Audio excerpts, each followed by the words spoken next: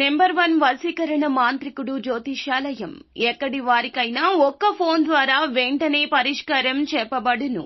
స్త్రీ పురుష వశీకరణం, ప్రేమ, పెళ్లి, సంతానం, వ్యాపారం, కుటుంబ సమస్యలు, భార్యాభర్తల గొడవలు, గృహం, స్థలం సమస్యలు, కళ్యాణ దోషము పరిష్కరించబడును.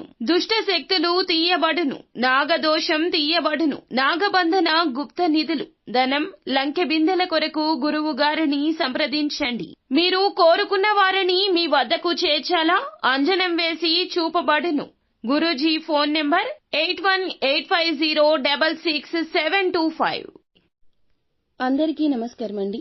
ఛానల్లోకి తిరిగి స్వాగతం. జూలై మాసంలో 13వ తేదీన కన్య రాశి వారి జాతకులు ఖచ్చితంగా ఈ న్యూస్ ని వింటారు. ఏమిటి ఆ వార్త? ప్రశాంతంగా ఉన్న మీ జీవితంలో ఈ వార్త ఎటువంటి పరిస్థితులు తీసుకురాబోతుంది?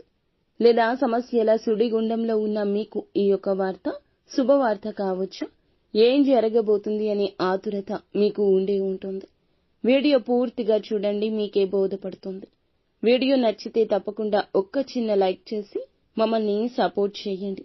ఇక ఆలస్యం లేకుండా వీడియోలోకి వచ్చేద్దాము. గోచార స్థితి మీకు సాధారణంగానే నడుస్తున్నా ఈ రోజు మీకు అంతో ఇంతో ఖచ్చితంగా మేలు చేస్తుంది.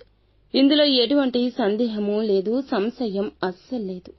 ఈ రోజున అన్ని విధాలుగా సద్వినియోగం చేసుకునే ప్రయత్నం చేయండి. సమయాన్ని వృధా చేయొద్దు.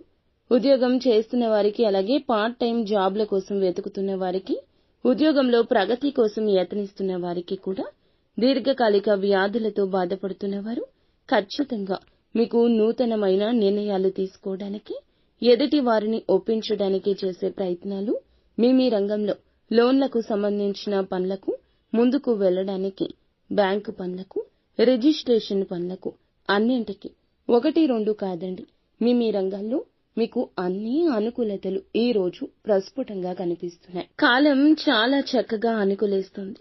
ఈ రోజు కుటుంబ వాతావరణము బాగుంటుంది. సమాజంలో గౌరవ మర్యాదలు కూడా పెరుగుతాయి. ఆర్థిక పరమైన అంశాలకు చర్చలు జరపడానికి ఈ రోజు కాలం అనుకూలంగా ఉంటుంది. ఇక మీటింగ్స్ అన్నీ కూడా విజయవంతమవుతాయి. ఉద్యోగస్తులకు, వ్యాపారస్తులకు లాభదాయకంగా ఉంటుంది. అమ్మకాలు, లావాదేవీల్లో ముందంజలో ఉంటారు. ఈ రాశి వారికి ఈ రోజు గతంలో నెలకొని ఉన్న సమస్యలన్నీ పరిష్కారమయ్యే అవకాశం ఉంది. ఈ రోజున శత్రువులను ముప్పు తిప్పలు పెట్టాలని చూస్తారు. కోర్టు సమస్యల పరిష్కారానికి, మీరంటే ఏంటో శత్రువులకు రుచి చూపించడానికి ఈ రోజు సమయం అంతా సానుకూలంగా సహకరిస్తుంది. ఈ రోజున ఖచ్చితంగా ఇష్టదైవాన్ని పూజించండి, ఆరాధించండి. ఉన్నంతలో పేదవారికి దాన ధర్మాలు తప్పకుండా చేయండి. అంతా మంచి జరుగుతుంది.